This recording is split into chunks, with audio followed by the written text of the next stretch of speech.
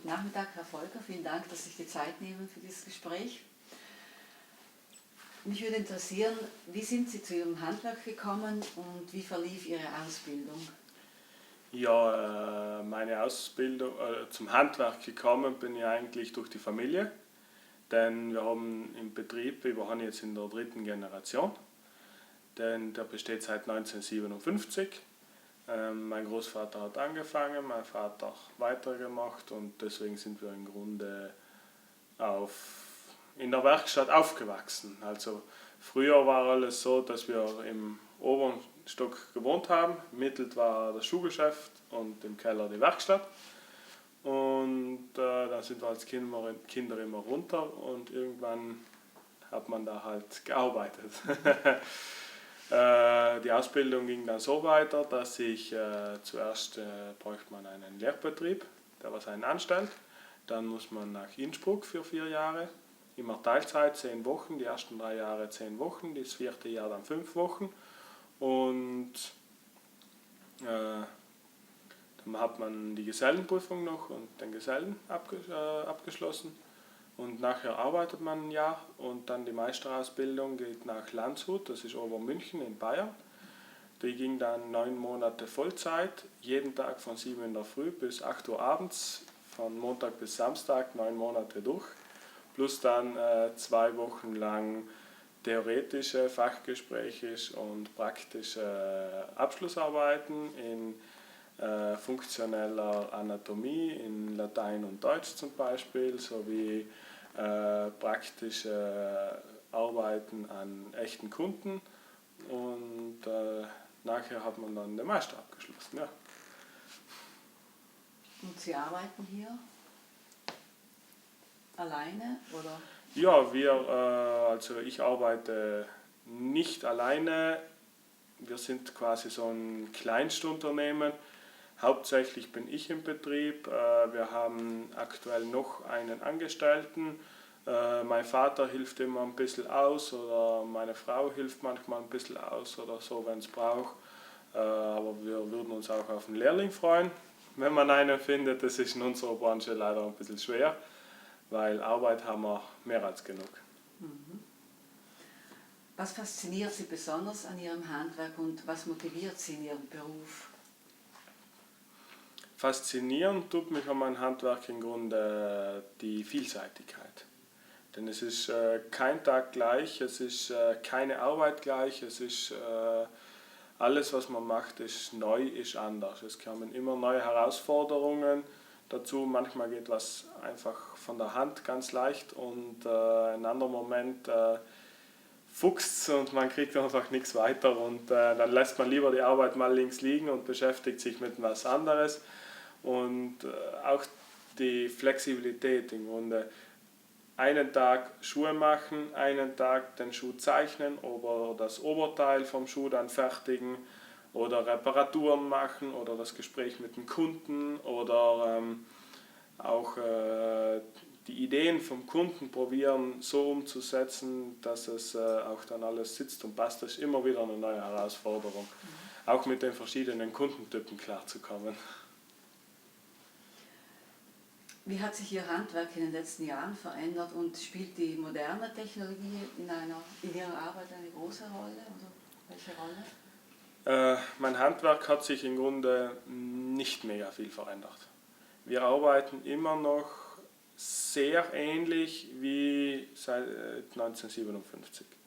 Das Einzige, was sich ein bisschen verändert hat, ist die Arbeitsflächen und so wurden großzügiger, dass man nicht mehr, was früher war, ein kleiner Tisch, wo 4 Schuhmacher rumgearbeitet haben. Heutzutage hat jeder einen schönen großen Platz, jeder sein Werkzeug, kann jeder gut arbeiten.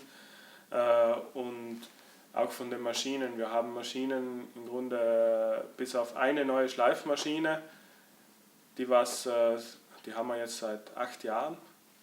Sonst sind alle Maschinen seit 1957 hier in der Werkstatt. Es ist nichts neu dazugekommen oder sonst irgendwas. Und lieber arbeiten die Mitarbeiter oder ich an der alten Schleifmaschine oder so, als wir an der neuen Maschine. Weil die funktionieren einfach besser. Das ist ganz die die leben noch mit, die neuen Maschinen, die funktionieren nur und die alten Maschinen, da wird mitgelebt im Grunde das Ganze. Und das hat sich verändert. Wir haben auch in Technologie investiert und probiert, aber wir sind mittlerweile so weit zurückgegangen, dass jeder Kunde von uns im Grunde einen ganz normalen Ordner im Computer hat. Wir haben alle Kunden in einer Excel-Tabelle gespeichert. In den Ordner sind dann einfach die Scans oder die Unterlagen digital gespeichert, dass man es schneller hat, oder Fotos gespeichert, was sie mitbekommen haben, oder mal ein Word-Dokument für die Texte. Und sonst haben wir im Grunde keine Technik mehr, weil wir gesehen haben, es funktioniert so am besten bei uns. Mhm.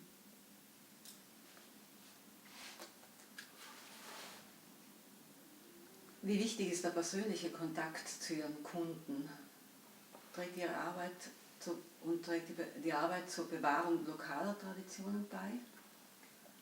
Also der persönliche Kontakt zu den Kunden ist bei uns sehr wichtig, weil die Arbeit mit den Kunden bei uns, das ist nicht nur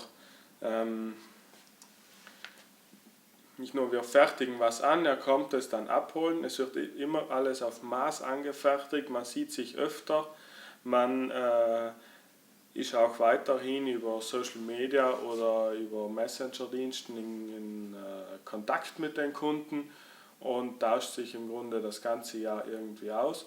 Und viele Kunden sind mittlerweile auch zu Freunden geworden, wo man mal zum Urlaub mit eingeladen wird, mal mit nach Afrika zu fahren, wenn man Zeit hat oder solche Sachen. Und das ist auch immer schön. Und das ist dann ganz eine eigene Bindung und Beziehung zum Ganzen. Mhm. Was betrachten Sie als Ihren größten beruflichen Erfolg?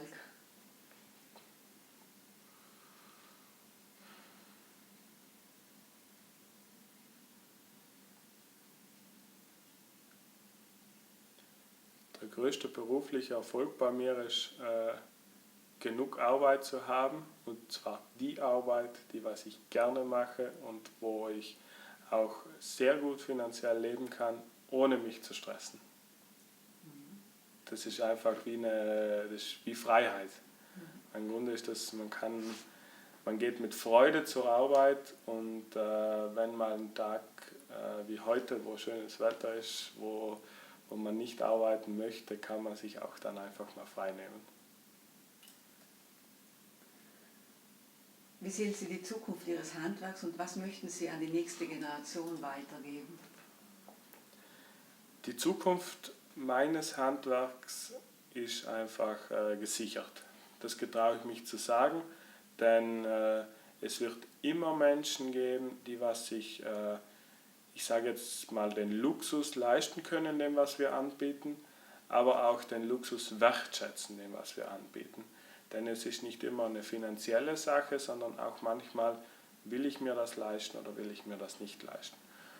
Und wie war die nächste Frage? Was Sie der jungen Generation mitgeben möchten?